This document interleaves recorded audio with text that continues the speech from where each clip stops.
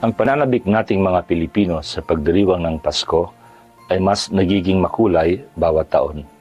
Hindi talaga mawawala sa atin ang kagalakan na idinudulot ng mga araw na ito.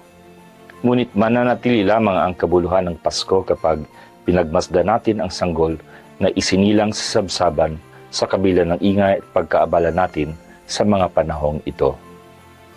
Sa gitna ng mga isyu sa ating lipunan, lalo na ang laganap na korupsyon, maaari nating maisip, ano nga ba ang mayroon sa pagiging tao at bakit pinili pa ni Jesus maging katulad natin?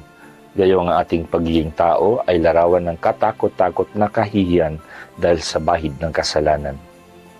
Ang Pasko ay hindi naman talaga tungkol sa kung ano ang mapapala ni Jesus sa pagtulad niya sa ating kalalagayan dahil wala tayong anumang maidaragdag sa kanyang angking kaluwalhatian.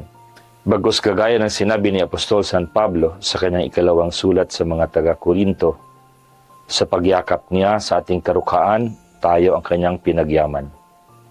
Sa pagsilang ni Jesus sa isang sabsaban ng mga hayop, ipinakita ng Diyos na kaya niyang suungin ang pinakaabang kalagayan ng tao para sa ating kapakanan.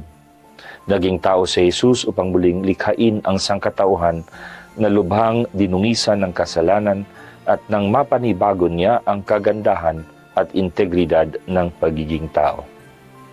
Ang Pasko ay nangyari dahil mayroong malaking pag-asa ang Diyos sa sangkatauhang kanyang nilikha. Walang sino man sa atin ang ituturing ng Diyos na patapon na. May pag-asa pa rin tayo, lalo na kung makikipagkaisa tayo sa kanyang biyaya ng pagpapanibago.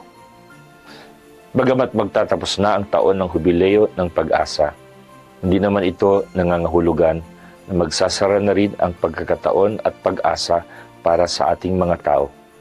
Bagkus ang taon ng hubileo ay magbunga nawa sa atin ng palagiang pagkapit sa pag-asa dahil kailanman hindi tayo sinusukuan at binabayaan ng Diyos sa ating buhay. Ako po si Bishop Dennis Villarojo ng Diocese ng Malolos, bumabati sa inyong lahat ng maligayang Pasko.